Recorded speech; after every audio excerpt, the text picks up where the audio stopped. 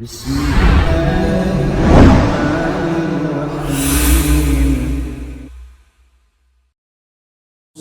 fi syarhi nawaqidil islami.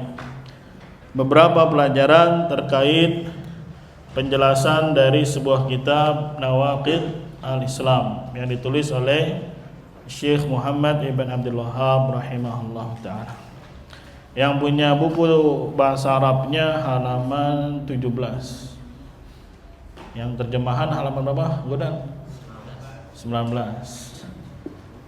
Fadal, dibacanya bahasa Indonesia aja loh ya. Yang bisa bahasa Arab tinggal dilihat bahasa Arabnya. Fadal, dilanjutkan. Halaman 17. Paragraf kedua yang atas. Paragraf yang kedua. Nah, fadal. Yang inilah Ibrahim. Ada? Dan ini Ibrahim. Ya. Bismillah. Inilah Ibrahim alaihi salam. Kencengkan dikit. Deketin itu. Inilah Ibrahim alaihi salam. Beliau khawatir berbuat syirik, padahal beliaulah yang menghancurkan berhala-berhala dan mendapatkan gangguan ketika menempuh jalan Allah.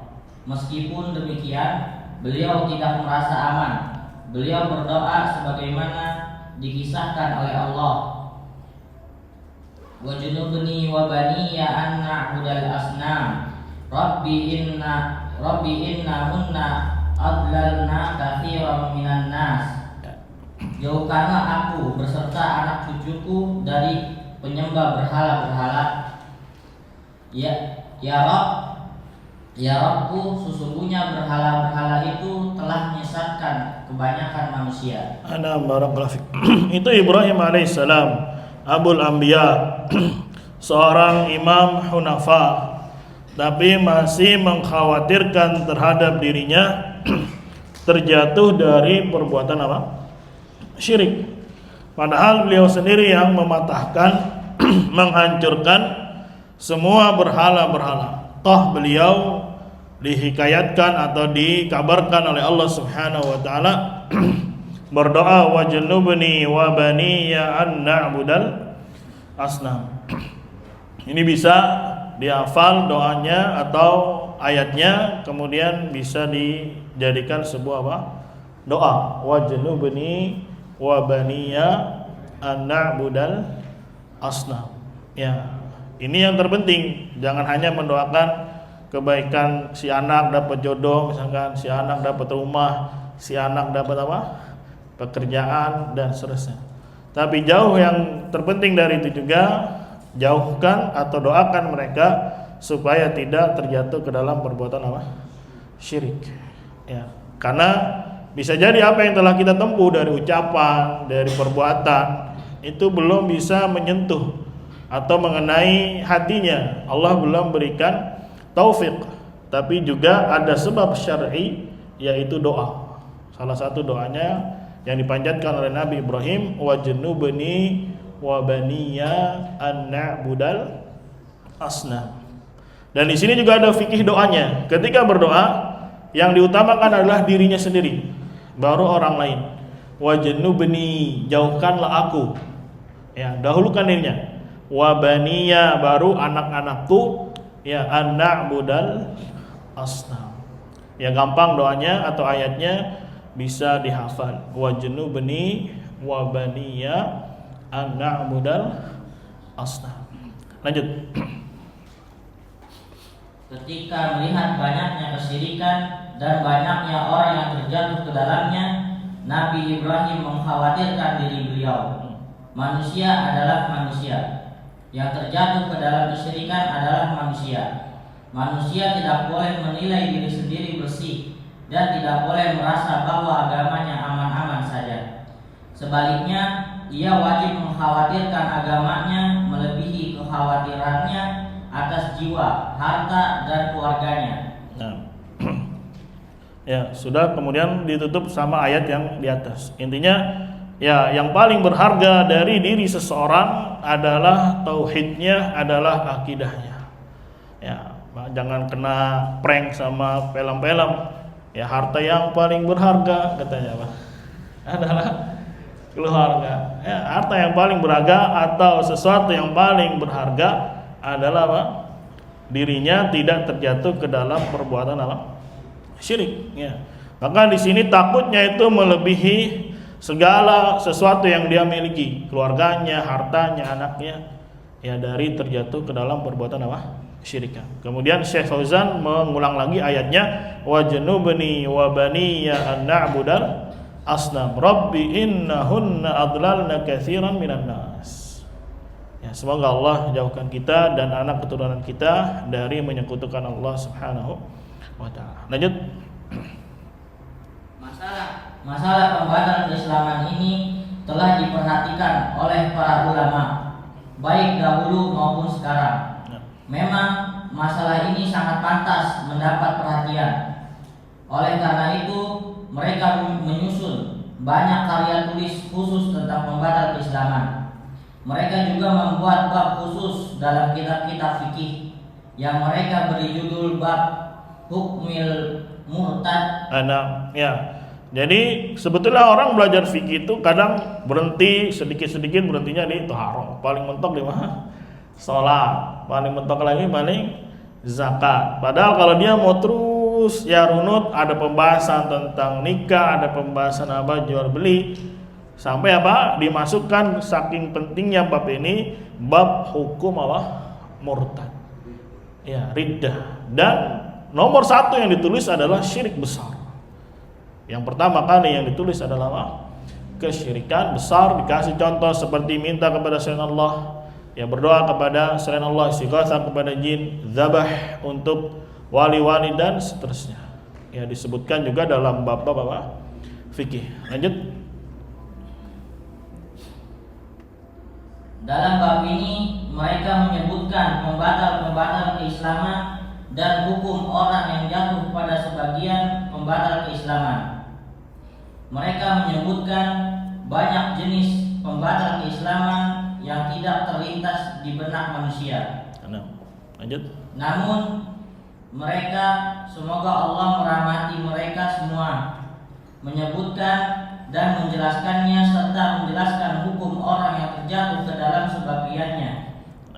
Terus? Sebab agama adalah perkara pertama dari 5 perkara penting yang wajib dijaga. Terus?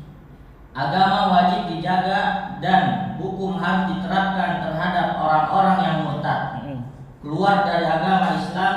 Rasulullah SAW bersabda, "Man baddala dinahu faqatuluhu." Barang siapa yang mengganti agamanya, bunuhlah dia. Cukup dulu.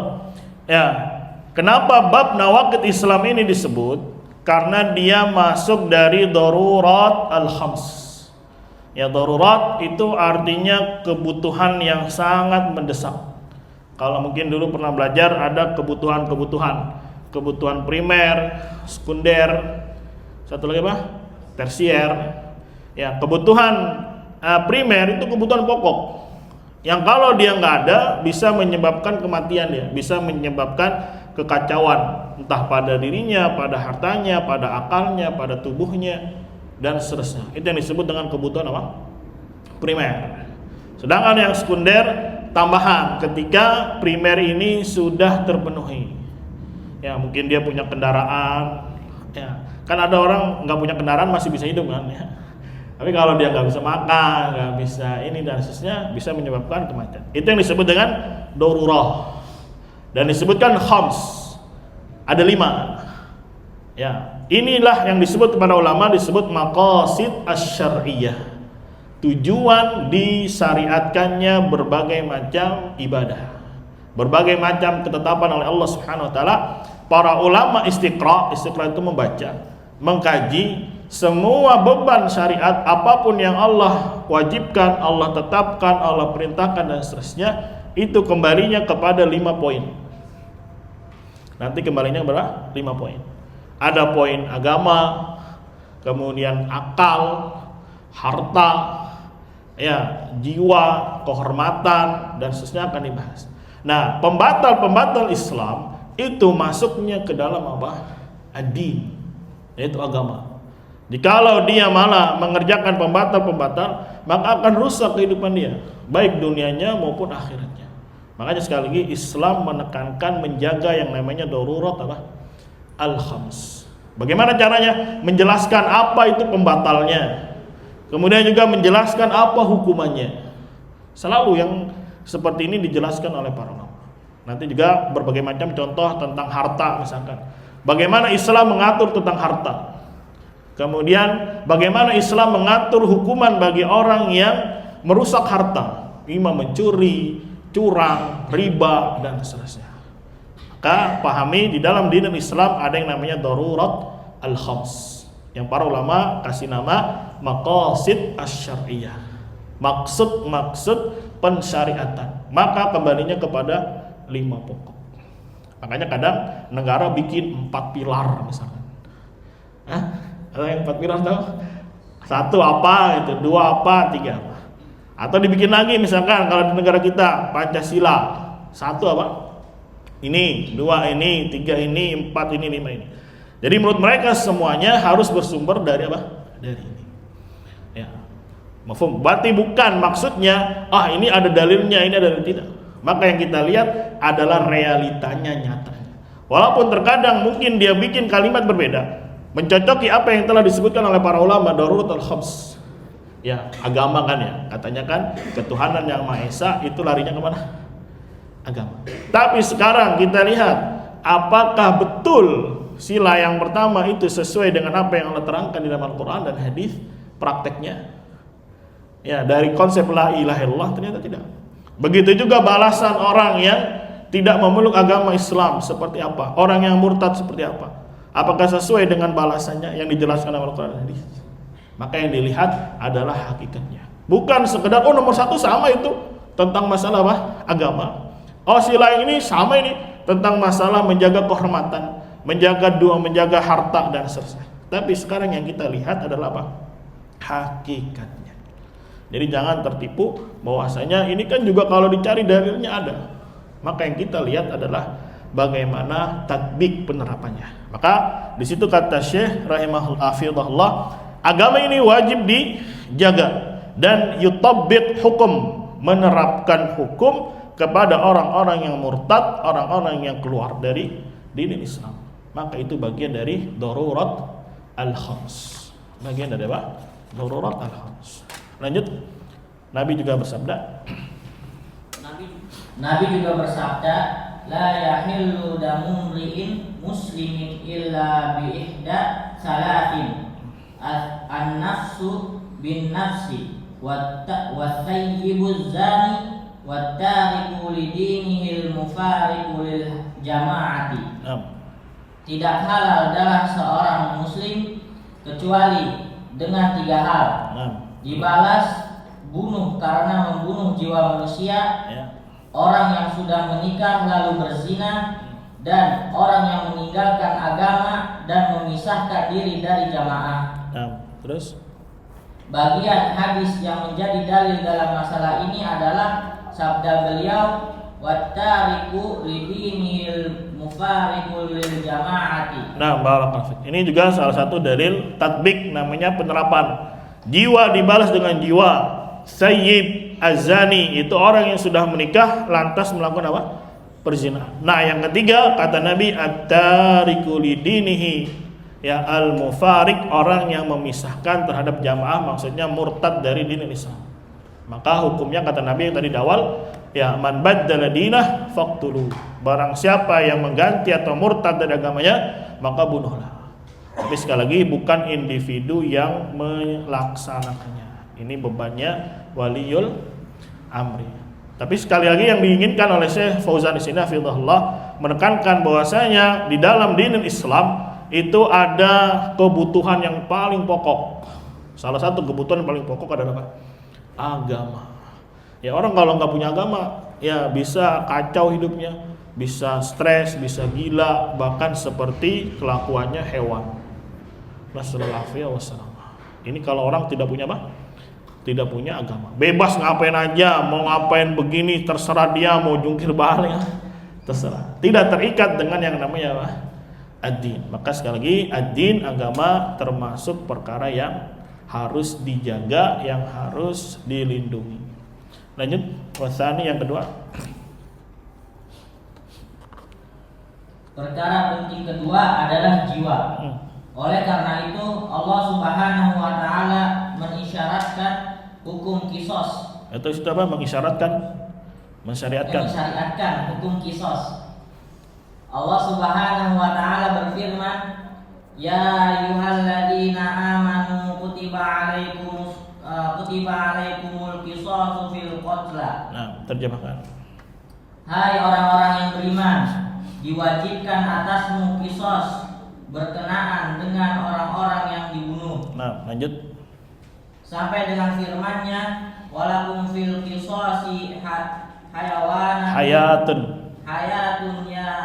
Ulil albabi la'allakum tattaqun." Terjemahkan. Dalam kisos itu ada hidup bagimu, hai orang-orang yang berakal, supaya kamu bertakwa. Yang kedua yang dijaga termasuk kebutuhan yang paling darurat adalah jiwa. Ya, makanya diatur ya dalam hal menjaga apa? Jiwa. Tidak boleh membunuh, tidak boleh memukul, bahkan dalam riwayat kalau pukul tidak boleh pukul kepala. Ya, karena kepala ini luar biasa banyak namanya. Sarafnya dan seterusnya. Ada orang main tinju, pukul apanya? Belakangnya. Langsung apa? Mati misalnya. Ya, pernah kan atau mungkin nonton film-film apa tuh yang ngindik-ngindik, ternyata orang lagi jaga dari belakang diapain kepalanya? Keplak. Langsung apa? Lempar. Apa? Dijaga ini. Dan gimana kalau terjadi pembunuhan? Maka ya satu sisi akan ada hukum. Sekali lagi ya, konsepnya gimana? Ada perintah untuk menjaga, kemudian ada juga perintah untuk ya melakukan atau orang yang melakukan pelanggaran terhadapnya. Ketika perintah ini dilanggar, maka akan ada hukum yang siap untuk dilaksanakan. Ya, paham ya konsepnya gitu ya. Tadi agama harus dipegang, harus dijalankan perintahnya. Terus gimana kalau ada yang melanggar? Akan ada hukumnya. Ya, jikalau 5 poin ini nanti dijaga, insyaallah taala akan ada yang namanya keamanan, ketentraman dan seterusnya. Lanjut. Allah Subhanahu wa taala memerintahkan untuk menjaga nyawa orang yang beriman. Ya. Oleh karena itu, Allah mensyariatkan hukum kisos untuk menjaga nyawa manusia dari kezaliman. Ya. Walakum fil qisasi hayatun. Lanjut. Dalam kisos itu ada hidup bagimu. Meskipun merupakan pembunuhan terhadap pembunuh, kisos menjadi sebab kehidupan bagi manusia karena mencegah mereka melakukan pembunuhan. Dengan demikian, manusia merasa darahnya aman. Apabila membunuh atau orang yang ingin membunuh mengetahui bahwa ia akan dibalas bunuh, ia akan menahan diri dari perbuatan itu sehingga ia menyelamatkan dirinya dan menyelamatkan orang yang hendak ia bunuh. Dengan demikian darah tertahan dan terjaga.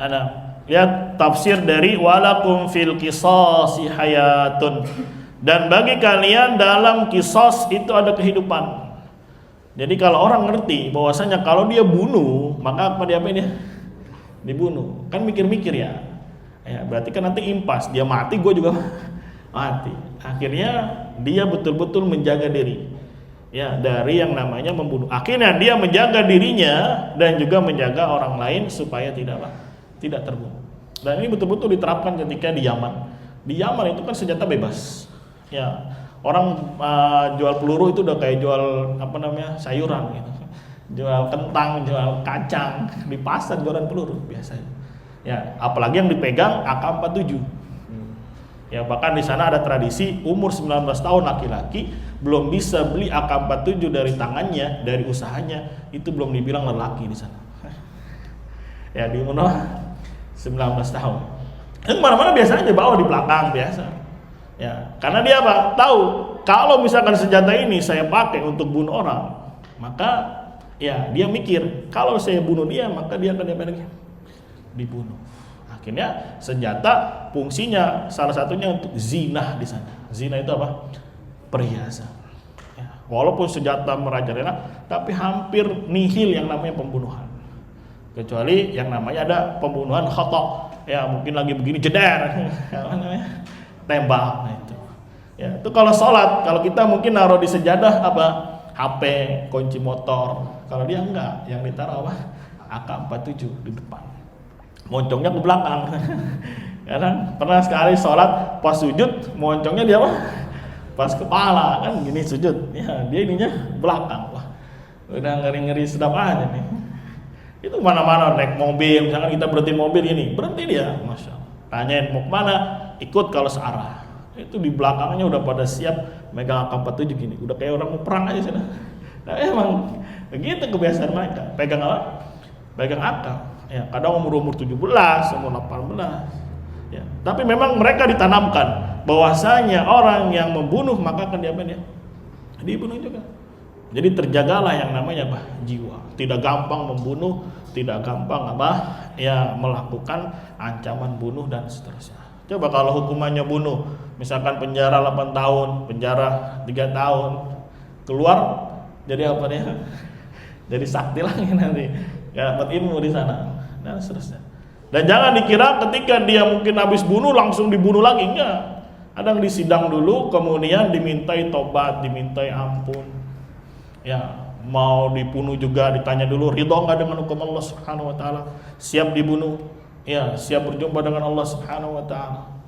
Ya, kan indah. Ya, jadinya ketika dia mati dalam keadaan apa? Betul-betul sudah bertobat kepada Allah Subhanahu wa taala. Indah atau tidak indah ini? Ya, mungkin kalau orang asing melihatnya, wah, kejam sekali nih. Ya, dikit-dikit bunuh, dikit-dikit apa? Qisas. Padahal Allah yang punya hukum, Allah yang maha berilmu, Allah yang maha hikmah. Pasti apa yang Allah tetapkan ada hikmah yang besar di balik hal tersebut. Apalagi sampai diumumkan kayak misalkan di Saudi. Ya, itu kalau ada peristiwa hukum pancung itu ke lapangan, biasanya di Jumat ada lapangan khusus. Ya, taruh di situ pelakunya, kemudian datang algojonya dan seterusnya. Nah, itu jadi mengesankan di hati orang merasa takut. Ya, misalkan mau mencuri takut karena tangan akan nanti potong. Ya, dan seterusnya. Jadi apa yang Allah telah tetapkan itu semua untuk menjaga tadi nih agama yang pertama, yang kedua jiwa. Dengan cara apa? Allah perintahkan menjaga jiwa, kemudian kalau ada yang melanggar akan ada hukuman. Maka sekali lagi apa yang telah Allah tetapkan itu indah, itu penuh hikmah. Hanya saja orang terkena subhatnya orang-orang orientalis, orang-orang sekuler, orang-orang yang liberal dan seterusnya, akhirnya menganggap kisos ini melanggar HAM. Ya kan gitu ya, gaul kayak melanggar melanggar HAM. Padahal dari satu jiwa yang terbunuh, yang lainnya akan merasa takut. Siapa sih yang nggak takut di sini mati? Ditodongin aja yang mau harta mau udah serahin semuanya karena orang itu sangat sayang, sangat cinta terhadap nyawanya gitu. Nah, apalagi kalau ada ancaman dibunuh. Ya, semoga Allah SWT ya betul-betul memahamkan kepada kita bagaimana indahnya hukum Allah Subhanahu wa taala. Ini yang kedua yang disebut dengan darurat khams. Yang kedua itu nafs, yaitu menjaga jiwa, menjaga jiwa. Lanjut yang ketiga. Perkara penting ketiga adalah akal. Allah Subhanahu wa taala menciptakan manusia dan mengistimewakannya di atas makhluk yang lain dengan memberinya akal. Dengan akal tersebut, manusia bisa membedakan hal-hal yang bermanfaat dan yang berbahaya, yang baik dan yang buruk, kekafiran dan keimanan. Lanjut. Walaqad karramna bani Adam wa hamalnahum fil barri wal bahr. Sungguh kami telah memuliakan anak-anak Adam dan kami angkut mereka di daratan dan di lautan. Lihat bukti Allah memuliakan Bani Adam, wa hamalnahum fil barri wal bahr. Maksudnya dia di daratan maupun di lautan dia bisa arungi. Dengan akal dia akhirnya dia bisa menciptakan mobil, menciptakan motor, bisa menciptakan kapal laut dan seterusnya. Ini karena ada apa? Ada akal yang Allah Subhanahu wa taala muliakan dia dengannya ketimbang makhluk yang lain. Ya, ini salah satu contohnya wa hamalnahum fil barri wal bahr. Ya, ada dengan teknologi akhirnya orang bisa menyelami apa? Lautan. Walaupun beratus-ratus meter, beribu-ribu meter. Ya, walaupun banyak percobaan gagal, coba lagi. Ya, katanya ada yang masuk ke dalam lautan sedalam 3.800 meter tuh, 3,8 kilo. Nggak taunya bahannya, materialnya nggak kuat. Akhirnya apa dia? Pecah, berbak, ya, hancur. Coba lagi, itu kan pakai apa? Kayak akal ya. Coba lagi. Akhirnya bisa sampai nembus 11 km. Dan seterusnya. Itu kan apa? Allah muliakan dengan apa? Dengan akal. Lanjut. Laqad khalaqnal insana fi ahsani taqwim. Sesungguhnya kami telah menciptakan manusia dalam bentuk yang sebaik-baiknya. Nah, terus Allah Azza wa Jalla mengistimewakan manusia dengan akal ini. Jika ada orang yang merusak akalnya dengan mengonsumsi sesuatu yang memabukkan, Allah Subhanahu wa taala mewajibkan penegakan hukum had merupakan hukuman cambuk padanya dalam rangka menjaga akal agar tidak dijadikan permainan. Yang ketiga adalah darurat untuk menjaga akal.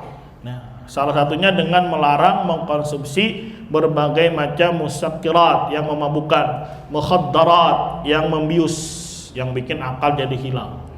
Ya, apa aja contohnya? Ganja. Kalau di Yaman ada namanya kot. Kot itu sejenis daun, bentuknya kayak daun teh atau dikunyah sama dia. Ntar kalau makan itu jadi strong, jadi ngeplay. Ya, seterusnya. Cubung ngeplay. Lagi. Ya, pokoknya sesuatu yang bisa merusak akal. Maka ya Islam menjaganya jangan sampai mengkonsumsinya. Dan jikalau dia mengkonsumsinya, maka akan ada siap hukuman had minimal, cambuk. Bahkan bisa sampai hukum bunuh. Ya, dilihat nanti tinggal berat atau tidak kasus yang dia kerjakan. Ya, ini sekali lagi Islam menjaga betul-betul kebutuhan yang sangat pokok. Orang kalau sudah ngeplay, kalau sudah mabok, udah kan kayak nggak bisa mikir lagi. Nggak mikir keluarga lagi, nggak mikir pekerjaan, nggak mikir masa depan, nggak mikir agamanya, rusak akal. Ya, nasallallahu wasallam. Coba aja mungkin di lingkungan antum ada yang seperti ini, mungkin keluarganya, semoga Allah jaga kita atau temannya, nah, itu udah kacau sudah. Ya, kadang tidak memperdulikan badannya, tidak memperdulikan keluarganya, ya, dirusak akalnya, ya akhirnya betul-betul kecanduan, ya kenapa lagi, macam-macam lah. Ya, nasallallahu alaihi wasallam. Kelihatan dari badannya kadang ya tidak tidak seger lah kurus, krempeng, kucel ya. Dan yang lain. Ini kan tidak bagus dalam bentuk penampakan. Ya, tidak ada yang namanya gairah hidup. Nah, ini Islam betul-betul menjaganya. Lanjut yang keempat. Perkara penting keempat adalah menjaga harta. Manusia pasti memiliki harta yang ia gunakan untuk menegakkan maslahatnya. Harta adalah penopang kehidupan. Sebagaimana yang mereka katakan, Allah Subhanahu wa taala berfirman, "Wala tu'tus sufaha amwalakum allati ja'alallahu lakum qiyaman."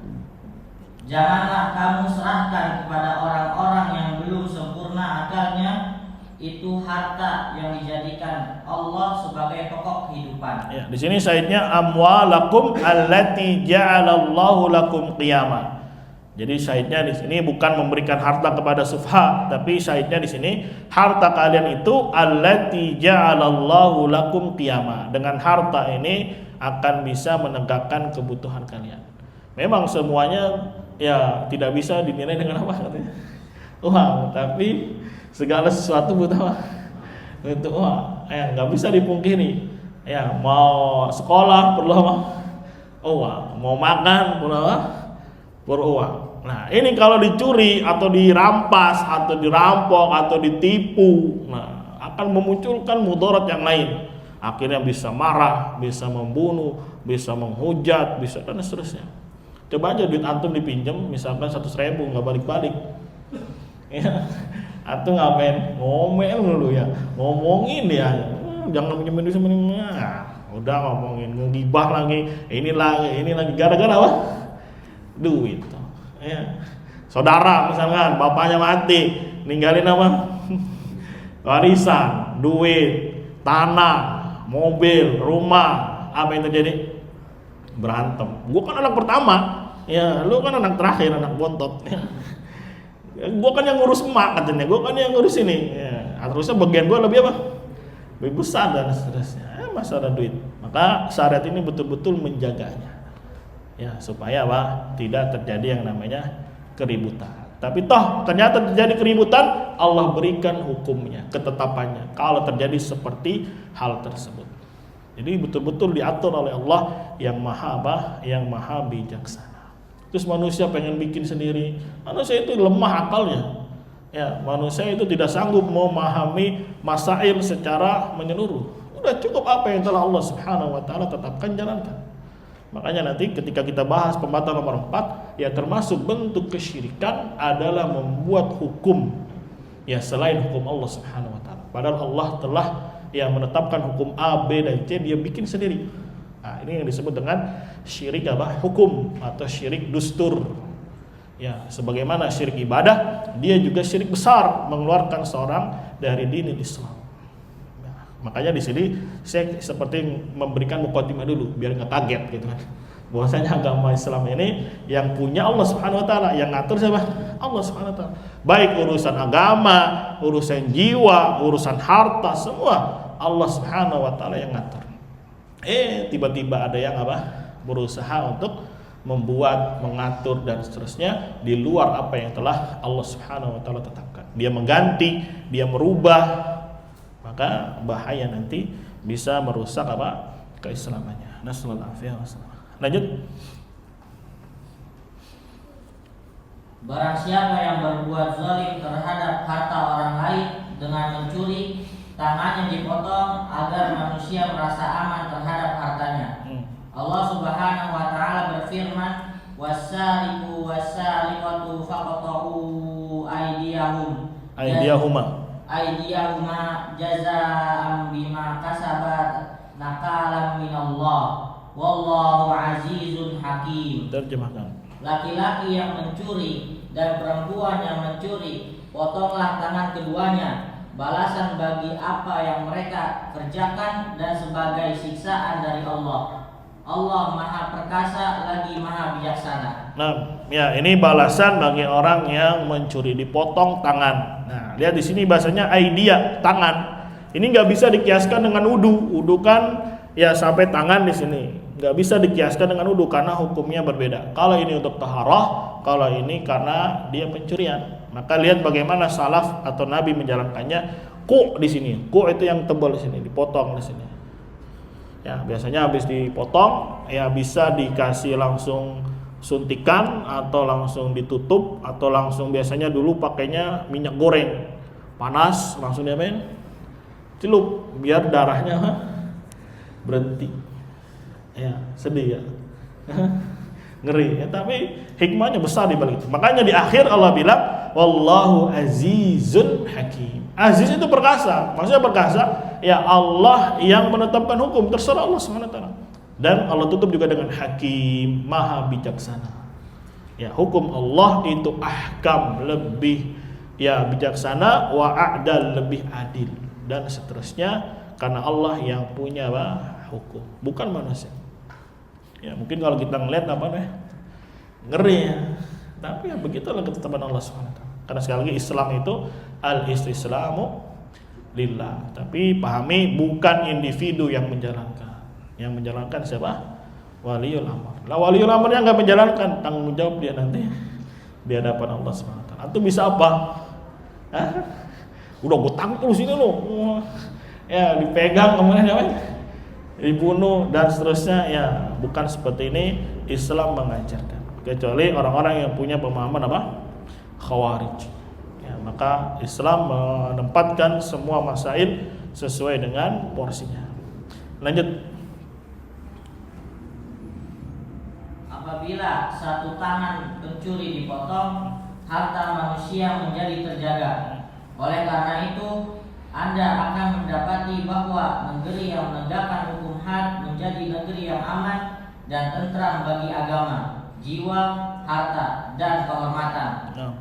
Adapun negeri yang tidak menegakkan hukum had didominasi oleh keributan, kekacauan, ketakutan, dan kebinatangan sebagaimana dimaklumi.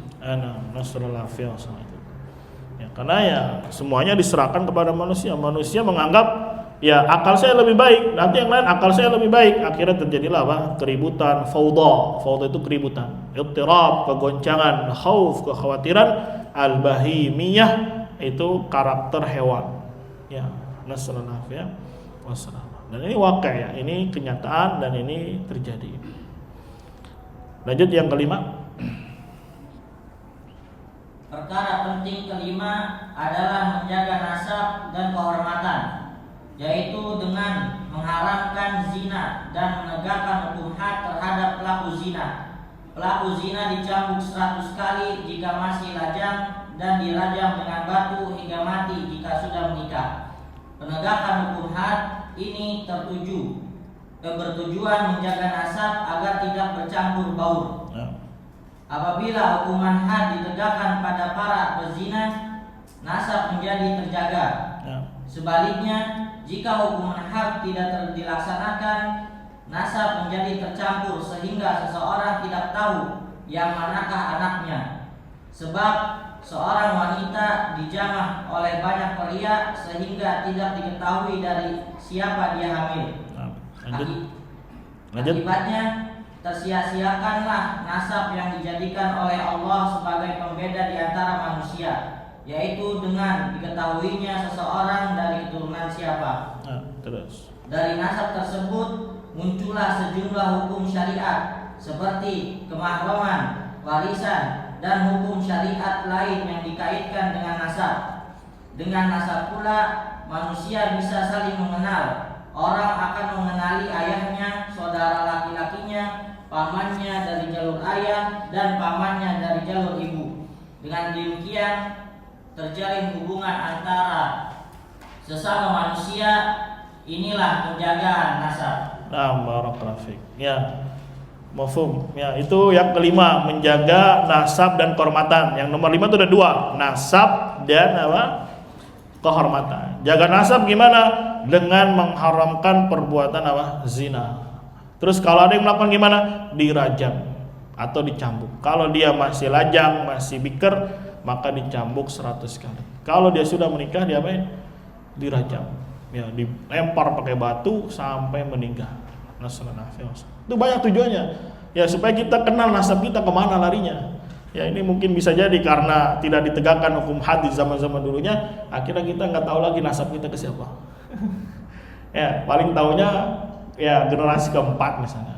Anak misalkan bin Khalil, bin Muridi, bin Ning, nah gelap dah kesonanya, nggak tahu kemana. Tapi lihat kalau orang yang punya nasab, misalkan orang Batak saja ya, misalkan orang Batak kan punya nasab ya. Itu dimanapun dia tinggal, sukunya apa, marganya apa, oh ternyata sama, wah langsung dijamu, langsung disambut, langsung gitu. Kita saudara ini, nggak tahu saudaranya dari mana, pokoknya saudara kita. Soalnya sama belakangnya apa? Marganya. Mungkin sama-sama Hasibuan, sama-sama apa lagi? Si Poltat misalnya. Ya, si Tompul, ya, dan seterusnya.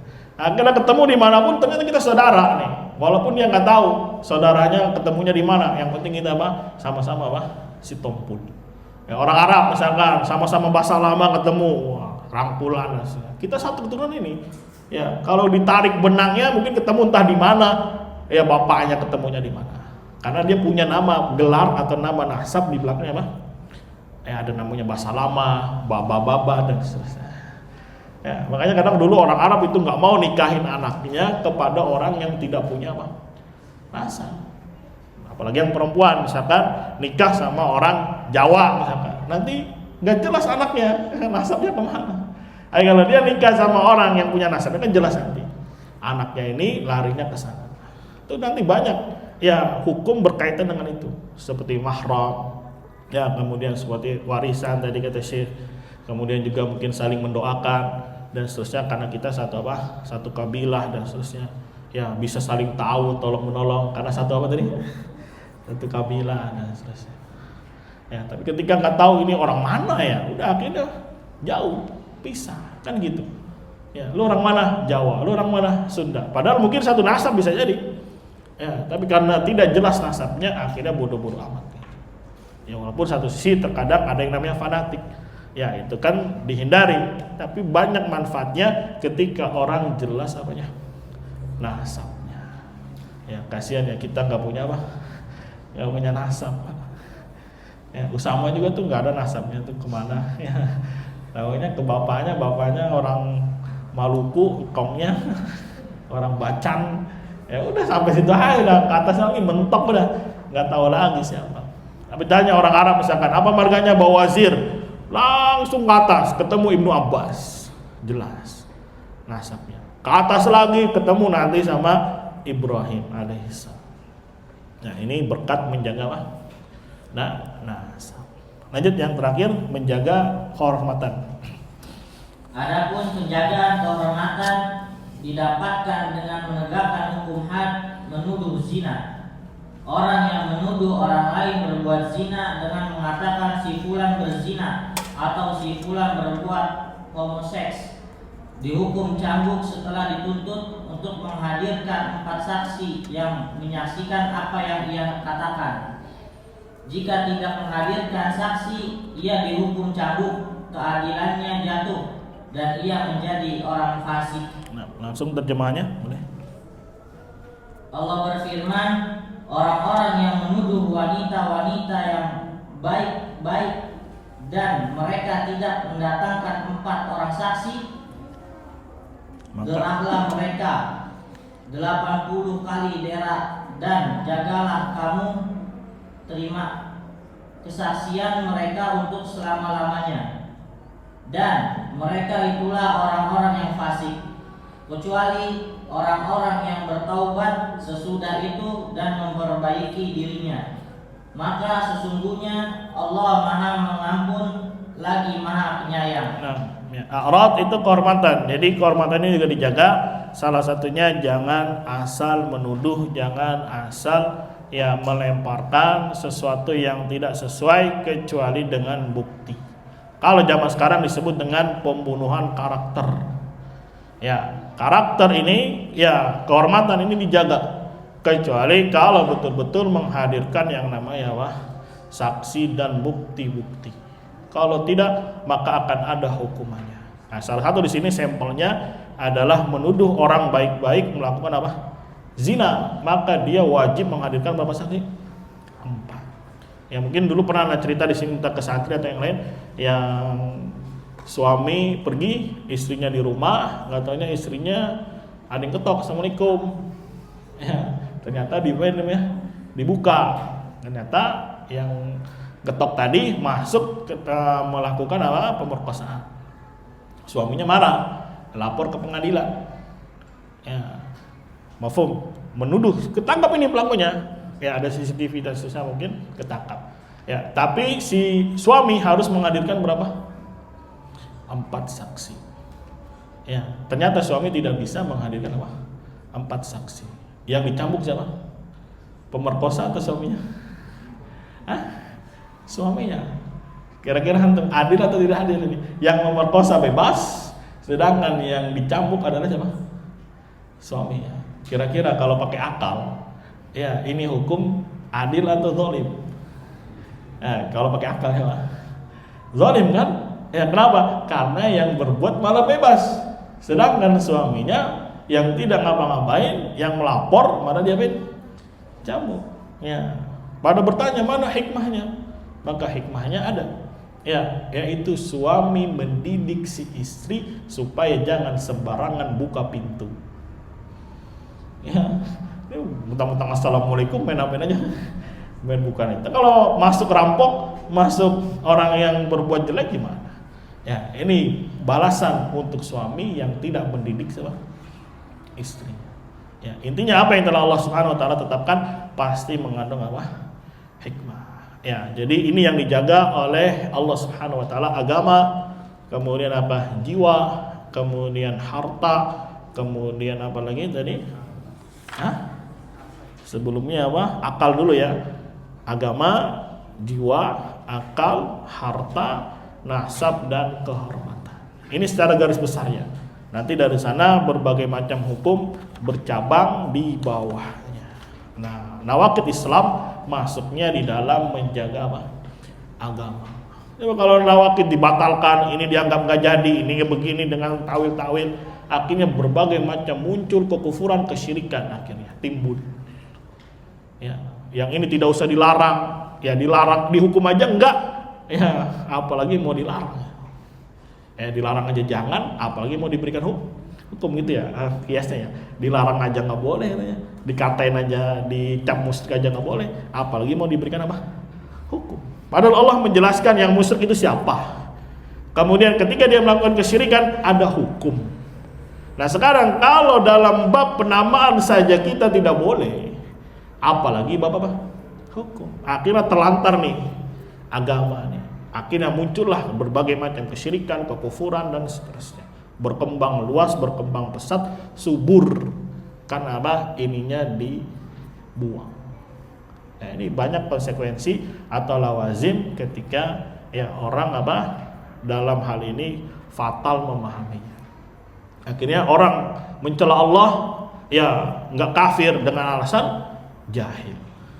Ya, orang nyembelih untuk Nyi Roro Kidul, untuk larung laut, dibilang ya tidak musyrik karena apa? Jahil. Ya, sekali lagi ketika penamaan aja nggak ada, maka apalagi bab hukum. Akhirnya merajalela dan seterusnya. Nasallallahu alaihi wasallam. Makanya nanti akan disinggung sedikit oleh Syekh Fauzan tentang Khawarij dan juga tentang siapa? Murji'ah. Jadi jangan ekstrim ke sana, jangan ekstrim ke sini. Alusnya itu apa? Wasat. Paham ya? Semoga bisa dimengerti. Wallahu a'lam bishawab. Dikit lagi nih, yang maka ini adalah 5 perkara penting yang diperintahkan oleh Allah Subhanahu wa taala untuk dijaga dan diterapkan hukuman atas pelanggar terhadapnya. Yang pertama adalah menjaga agama, dan menjaga agama dilakukan dengan menjauhi hal-hal yang membatalkannya dan menyebabkan murtad, juga dengan menjatuhkan hukuman mati terhadap orang yang murtad. Nah, barakallahu fiik. Ya, itu sekali lagi Allah jelaskan apa saja yang bisa membatalkan dan juga Allah jelaskan hukumannya. Walaupun nanti akan kita rinci ya satu persatu masalahnya. Ini mukaddimahnya dulu. Ya, jadi belajar nawaqid itu jangan sampai sini aja, pulang-pulang langsung dan sikat aja nih. Pulang-pulang begini lah ya. Semuanya bagaimana menetapkan pembatal-pembatal, ya rincian-rinciannya akan dibahas. Kemudian juga masalah hukum, ya bagaimana penerapannya insyaallah taala akan didudukan sesuai dengan apa? Porsinya. Nah, itu pentingnya kita belajar apa? Nawaqid Islam. Kalau kemarin sekali lagi mukaddimahnya, bagaimana kita bisa masuk ke dalam Islam? Mafhum? Khawatir ya jangan-jangan kita nggak terima, maka kita pahami Islam itu apa, pengertiannya kita pahami, jalankan. Kemudian sudah masuk, kekhawatiran berikutnya adalah ya jangan sampai kita keluar, setelah masuk malah keluar. Kemudian dibahas bahwasanya maqasid syariah ada 5: menjaga agama, menjaga jiwa, menjaga akal, menjaga harta, menjaga nasab dan kehormatan. Ya, sedangkan yang kita bahas yang pertama nih, menjaga apa? Agama. Sisanya ini di bab-bab fikih. Karena ini menjadi pondasi. Kalau ininya kuat, insyaallah taala untuk menjalankan ini yang lainnya Allah berikan kemudahan. Allah a'lam bishawab. Tafadhal, ada yang mau ditanyakan? Silakan.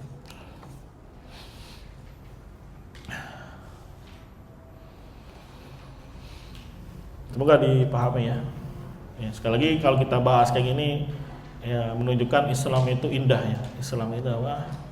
Indah karena yang mensyariatkannya, yang menetapkannya Allah Subhanahu wa taala.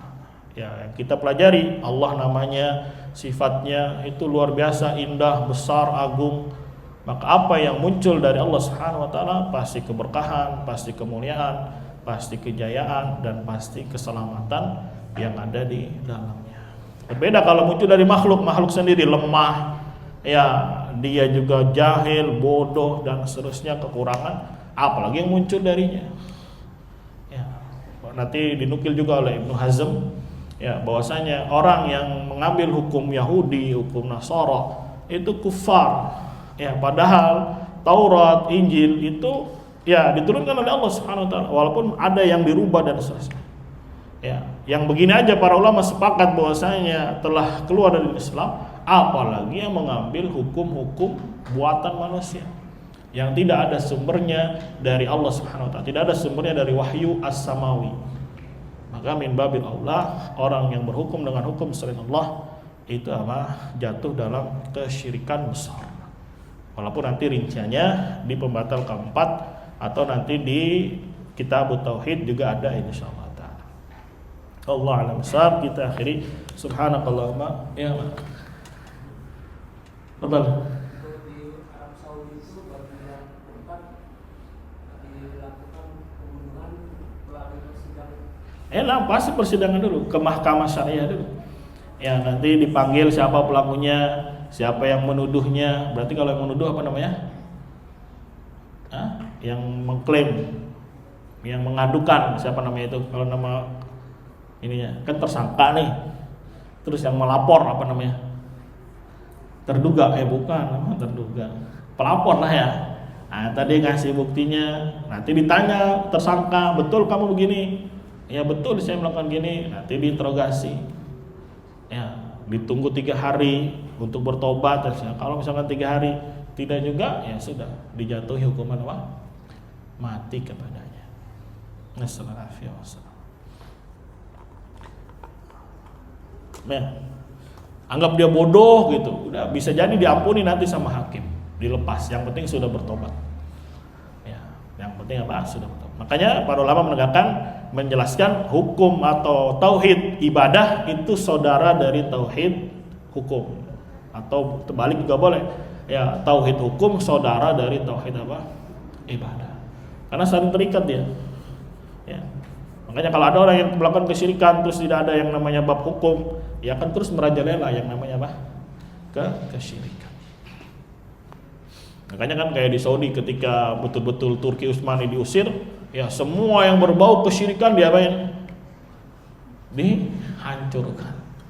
Ya kuburan-kuburan, ya dibaki, dimanapun yang berbau kubah-kubah besar semuanya dihancurkan. Bahkan ya kuburan Nabi yang ditinggikan itu tadinya mau dihancurkan juga, hanya saja melihat masalah. Ya khawatir nanti, waduh kuburan Nabi saya diapain? Jadi ini akhirnya dibiarkan karena adanya masalah. Berdalilkan dengan kisah Nabi tidak jadi menghancurkan Ka'bah. Tadinya Nabi ketika Fatu Makkah mau menghancurkan Ka'bah. Tujuannya apa? Dibangun sesuai pondasi Nabi Ibrahim. Yaitu nanti kotak, ada gininya setengah lingkaran, Hijr Ismail naik ke atas. Jadi Ka'bahnya nanti nggak kotak tapi ditambah setengah lingkaran ke atas. Cuma karena baru pada masuk Islam, mengenal Islam, khawatir nanti ya omongan-omongan jelek dan mafsadat lainnya tidak jadi. Itu dalil dari Syekh Muhammad Ibn Abdul Wahhab sehingga tidak jadi menghancurkan bangunan tinggi yang ada di kuburan Nabi sallallahu alaihi wasallam. Allah a'lam bishawab. Ya, nanti kalau ke Saudi, tinggal di Saudi, kalau ada berita akan ada pancung nontonnya, itu akan membuat jiwanya takut, itu gemetar. Melihat kepala putus itu, ya dengan sekali tebas. Tebas. Dan yang galgojonya itu turun temurun dia. Maaf, tadinya bapaknya, itu kan cuma satu algojonya. Jadi misalkan hari ini ke Madinah dia, hari ini ke Riyadh ya, cuma satu. Bapaknya meninggal, pusing nyari ganti, ya udah anaknya aja. Padahal anaknya nggak dilatih, nggak diapa, tapi cuma dikasih ini hukum Allah, ini Allah yang menetapkan. Bismillah, tawakal Allah. Ya, padahal belum pernah pelatihan dia. Ya, tapi karena ada kekuatan batin yang luar biasa, ingin menjalankan syariat Allah. Bisa Bismillah. Ya, walaupun belum pernah latihan. pedangnya panjang. Ya, diajak ngomong dulu pelan-pelan, ya nggak tahu, katanya tiba-tiba langsung apa? Putus kepalanya. Ya, beda dengan tembakan ya. Tembakan misalkan di jantung. Paham? Ya, kira-kira masih bisa bertahan ya? Tanya Bapak Andre, Bang Andre, masih bisa bertahan ya? Nah, sih berapa menit biasanya? Ya, gitu ya, masih ada rasa sakit gitu lah. Ya, dan juga yang nembak katanya juga nggak semua dikasih peluru ya. Ya, tujuannya apa? Psikis. Ya, kadang kalau dia tahu dia yang punya peluru, terus dia tembak, kadang suka apa? Kebayang-bayang dia. Ya, merasa dihantui, merasa akhirnya wah kabur, takut, jadinya stres. Tapi ini lihat Algojo di depan mata sendiri langsung pek, bukan cuma 1-2 kepala, tapi betul-betul ini menjalankan perintah Allah. Tidak ada yang namanya dihantui, tidak ada yang namanya stres. Oh, gue nggak mau lagi kapok, misalkan. Karena betul-betul ini perintah dari Allah, pasti Allah berikan ketenangan, Allah berikan keberkahan. Gitu. Ya, wallahu a'lam bishawab. Subhanakallahumma wa bihamdika asyhadu an la ilaha illa anta astaghfiruka wa atubu ilaik. Assalamualaikum warahmatullahi wabarakatuh.